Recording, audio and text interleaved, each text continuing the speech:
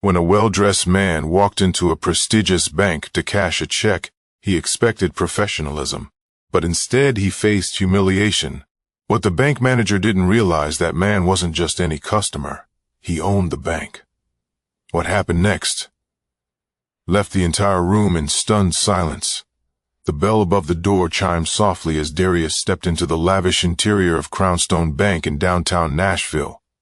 The air smelled faintly of leather and polished wood, with the quiet murmurs of business transaction echoing off the high marble ceilings. Darius, dressed sharply in a tailored navy suit, carried himself with quiet confidence. As he approached the teller line, he held a check in his hand, a large one, and his expression was calm, almost unreadable.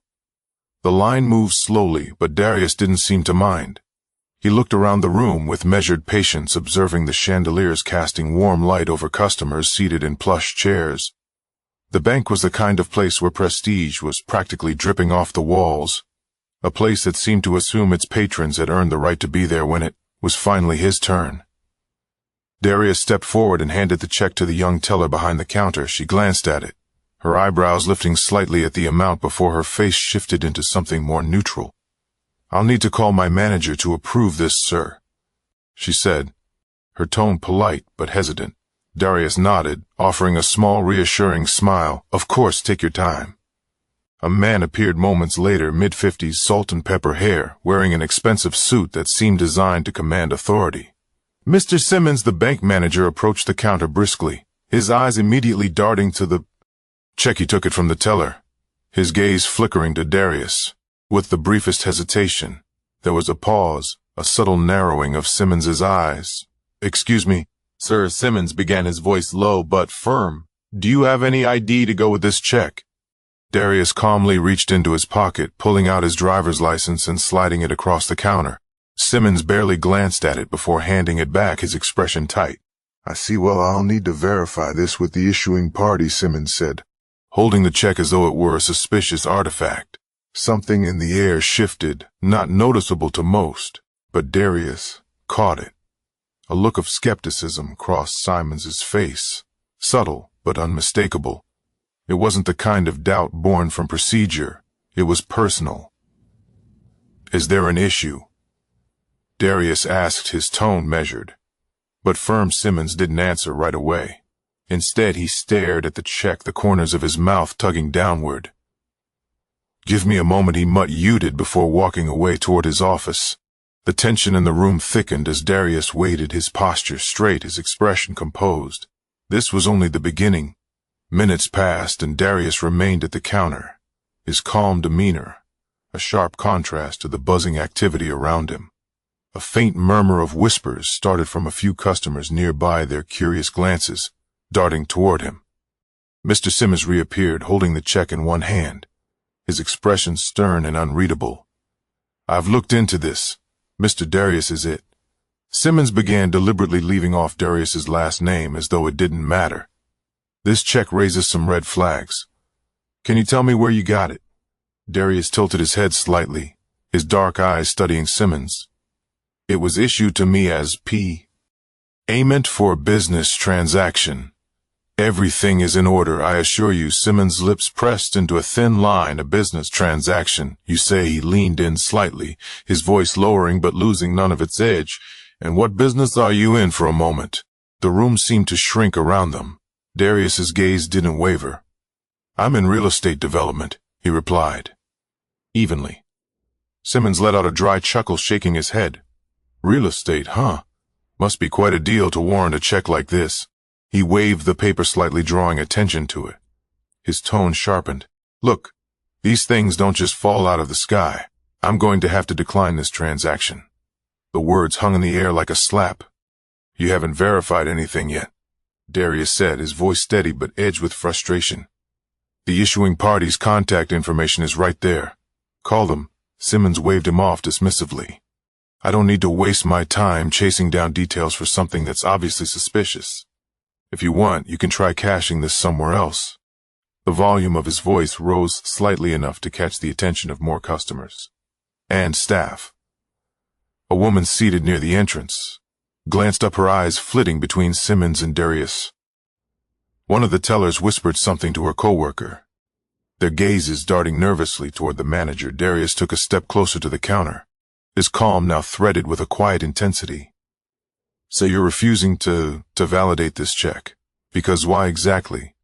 Simmons shrugged his tone, condescending look. "These procedures are in place for a reason. It's not personal." But the way his eyes lingered on Darius told a different story. Darius held his ground. "If it's not personal, then why not follow standard protocol and verify it? Or are you suggesting I don't belong here?" The question seemed to throw Simmons off for a brief moment, but he quickly recovered a smirk, tugging at the corners of his mouth. "Sir, this bank reserves the right to refuse service if something seems off, and frankly, this doesn't look right to me." The murmur in the room grew louder, the tension palpable. Darius glanced around, briefly catching the uncomfortable looks on the faces of the other patrons. Yet none of them spoke up. "Interesting," Darius said quietly, his voice cutting through the noise like a blade. He straightened his jacket, his movements deliberate. "So you're declining to provide service based on your feelings, rather than facts?" Simmons's smirk faded, replaced by a flash of irritation. "Sir, I don't have to explain myself further. You can take this matter up with another branch if you like." Darius stood there for a long moment, his expression unreadable. Then he slowly reached for the check still in Simmons's hand. "If that's your final decision, I'll handle this another way," he said evenly, his tone carrying a weight that made Simmons falter slightly. As Darius turned away, pulling out his phone, Simmons muttered just loud enough for him to hear, "Some people really don't know when to quit." The quiet resolve in Darius's face betrayed nothing, but the look in his eyes promised that this wasn't over. Darius stepped aside to a quieter corner of the bank, his phone held loosely in his hand. He took a deep breath, calming himself, though his jaw tightened ever so slightly. He began dialing a number, his voice low and measured as he spoke. Those close enough to overhear caught fragments of the conversation. "Yes, at the branch, now refusing to process, I understand." Meanwhile, Simmons watched him from the counter, a faint smug grin on his face. He leaned casually against the polished wood, addressing the curious stares of nearby customers. "We have to be vigilant with fraud these days," he said, his voice carrying a tone of self-importance. "It's unfortunate, but not everyone comes in here with honest intentions." A woman standing in line shifted uncomfortably, her gaze flickering toward Darius. A man seated near the entrance frowned, but remained silent. Simmons seemed to feed off the unease in the room, straightening his posture, as though bolstered by the quiet approval of those around him. Darius ended his call and returned to the counter, his composure intact. "I've taken the necessary steps to address this," he said calmly. "I'd advise you to wait before making further assumptions." But Simmons wasn't interested in listening. Instead, he leaned forward, his voice dripping with condescension. "Sir, you're free to address it however you like, but this check isn't going anywhere. I have a duty to protect this institution from potential scams." Darius's eyes narrowed slightly. "Potential scams based on what? My appearance, my profession?" His voice was quiet, but carried a sharp edge that sliced through the air. Simmons's smug demeanor faltered for just a second, but he quickly recovered. "I don't know what you're implying, sir," he said loudly, clearly performing for the growing audience of customers. "But I'm simply following standard procedures." Darius gave a small humorous laugh. "Your standard procedures don't seem to involve verifying facts. Instead, they involve making baseless assumptions in front of an audience." A hushed silence fell over the room, as customers, ND staff alike, strained to catch every word. Simmons, now visibly irritated, straightened his jacket and gestured dismissively. "Look, I've made my decision. If you'd like to escalate the matter, you're welcome to, but you're wasting your time here for the first time." Darius's calm exterior cracked ever so slightly. He leaned in closer, his voice low but firm. "Oh, I'll escalate it, Mr. Simmons, and trust me, you're going to regret this." Simmons scoffed, but there was a flicker of uncertainty in his eyes. "Is that a threat?" he asked, though his voice lacked the confidence he displayed earlier. Darius didn't respond. Instead, he turned away, pulling out his phone again and making another call. His movements were deliberate, his composure unshaken despite the humiliation Simmons had attempted to inflict. "Some people think they can just walk in here and demand anything they want," Simmons muttered under his breath, loud enough for nearby customers to hear. A few chuckled nervously, while others shifted uncomfortably, clearly unsure of how to react. The tension in the room was suffocating, the air thick with unspoken judgments. Darius, however, remained a pillar of quiet resolve, his calm contrasting starkly with the chaos around him. Then the sound of heavy footsteps broke the uneasy silence. A group of sharply dressed individuals entered the bank, their presence commanding immediate attention. The leader, a tall woman with a sharp blazer and an air of authority, scanned the room before her eyes landed on Darius. "Mr. Charles," she said warmly, her tone respectful and professional. "I came as soon as I got your call." The room fell into stunned silence. Simmons's face paled, his confident posture crumbling as he realized who Darius had just summoned, and just like that, the balance of power shifted, leaving everyone breathless with anticipation for what would happen next. The woman strode confidently across the marble floor, her heels clicking with authority. Behind her followed two other executives, their tailored suits and stern expressions making it clear they weren't there for a casual visit. The room seemed to hold its breath as the group approached Darius, who extended a hand in greeting. "Thank you for coming so quickly," Darius said, his voice calm yet firm. "Of course," the woman replied, shaking his hand. She turned towards Simmons, her expression instantly hardening. "I assume you're Mr. Simmons, the manager of this branch." Simmons stumbled over his words. Yes, that's me. May I ask what this is about?" His attempt at maintaining authority fell flat under the weight of the woman's piercing gaze. "This," she said, holding up the check Darius had handed over earlier, "is a matter of grave concern. Mr. Charles here is one of our most valued partners. When he informed us of the treatment he received at your hands, I was appalled." Simmons's mouth opened and closed like a fish out of water. "Valued partner," he echoed weakly, his face losing color. The woman's eyes narrowed. "Not just a partner. Mr. Charles is the majority shareholder in this institution." Gasps rippled through the bank lobby.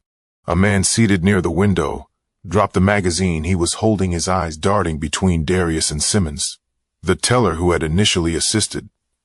Darius covered her mouth with her hand, clearly stunned.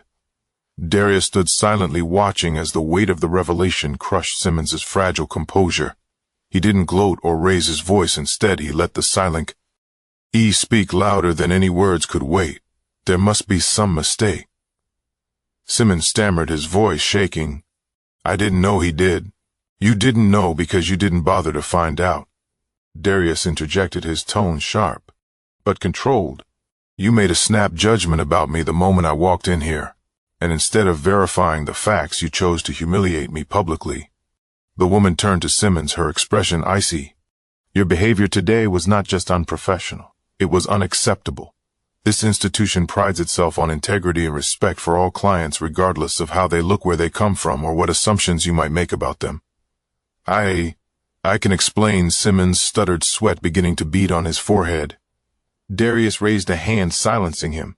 "There's no need to explain. Your actions spoke louder than any words ever could. You judged me before you knew anything about me, and you made it clear to everyone here what you truly believed." The room was dead silent.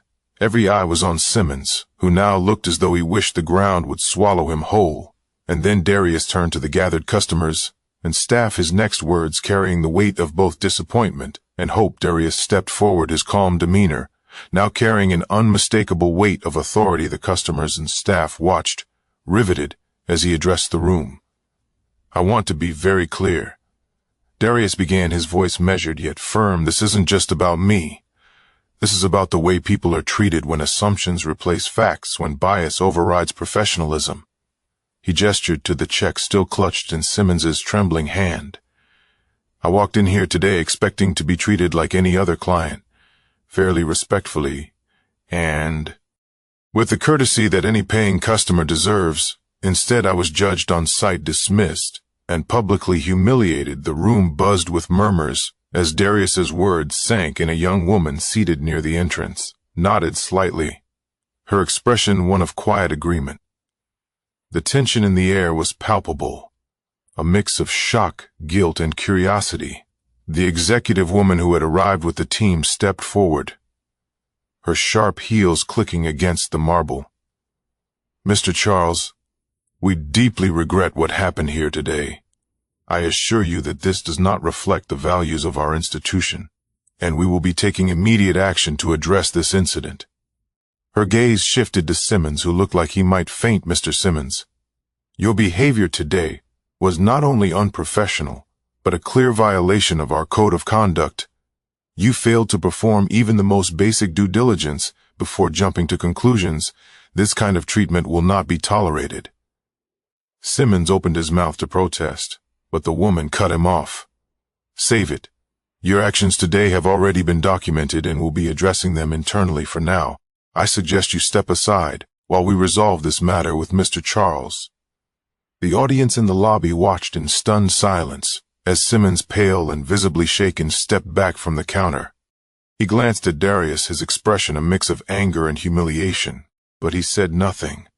The woman turned back to Darius, her tone softening again.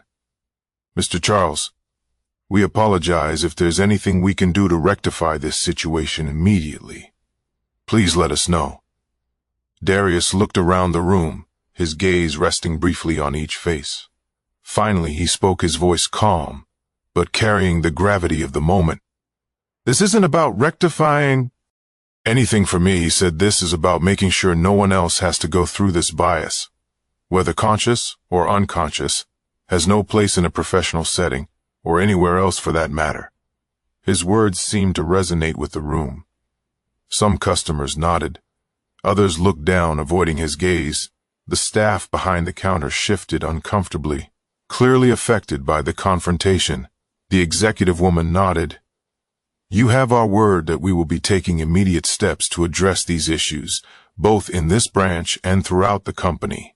Training, oversight, and accountability will be implemented without delay." Darius offered a small, thoughtful smile. "That's a start," he said. "Remember, change doesn't come from policies alone. It comes from people choosing to do better every single day." The weight of his words hung in the air, leaving everyone in the room with something to think about. But the moment wasn't over yet, and the silence in the lobby lingered heavy with reflection. Darius turned to Simmons one last time, his gaze steady, but without malice. Instead, his voice carried the weight of a lesson meant not just for Simmons but for everyone watching you. "See, Mr. Simmons, respect isn't something you give based on assumptions or appearances. It's something you owe to every single person who walks through these doors. Whether they're cashing a check for $10 or 10 million, your job isn't to judge, it's to serve." Simmons's face flushed, his usual air of superiority reduced to a shadow of what it had been. He tried to hold Darius's gaze, but faltered, looking down at the check still clutched in his trembling hands. Darius continued, his voice unwavering. "I didn't call your regional director here to embarrass you. I could have, but that's not who I am. I called her here to make a point not just to you, but to everyone in this room. Assumptions like the ones you made today are the foundation of prejudice. They ripple out and create barriers that shouldn't exist." The executive woman nodded, her stern gaze fixed on Simmons. "And let me add this, Mr. Simmons. You didn't just fail to do your job today. You put our institution's reputation on the line. This is not a one-off mistake. It's a sign of deeper issues that we will be addressing thoroughly." The customers murmured among themselves, the gravity of the situation sinking in. Darius let the silence hang for a moment before taking a step back. "Respect isn't a favor," he said, his voice clear and resonant. It's a basic expectation. If you can't meet that, you don't belong in a role of leadership or in any role where you interact with people." Simmons looked like he wanted to disappear, but Darius's expression wasn't one of anger. It was one of resolve. This wasn't about revenge. It was about making a lasting change. Darius turned to the executives. "I trust you'll handle the situation appropriately." "My concerns have been made clear." "Absolutely. Mr. Charles, the executive woman replied firmly. This matter is now in our hands. Darius nodded, his composure unbroken. He glanced around the lobby, meeting the eyes of a few customers who now looked at him with newfound respect or shame for their earlier judgment, and then in a final poignant gesture, Darius reached into his pocket and pulled out a business card. He handed it to the young teller, who had initially served him, her hands trembling slightly as she accepted it.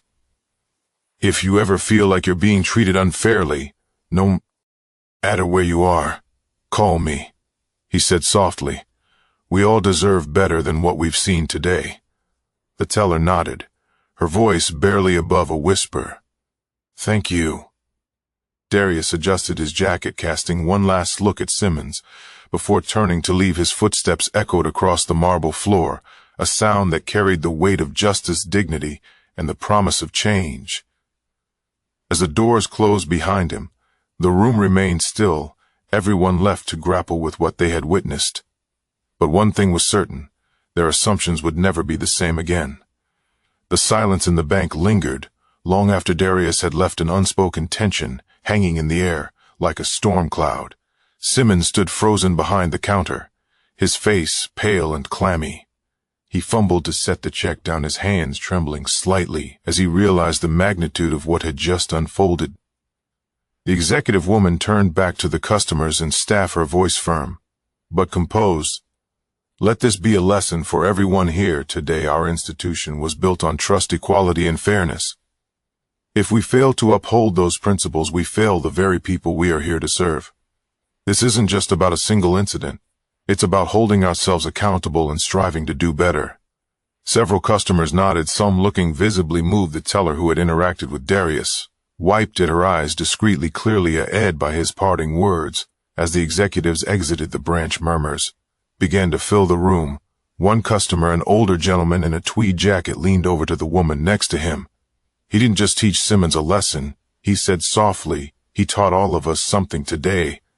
Outside the bank, Darius stood on the busy Nashville sidewalk, the city's hum of life moving around him. He glanced up at the building for a brief moment, a faint smile playing on his lips. His phone buzzed in his pocket and he pulled it out to see a text from the executive woman.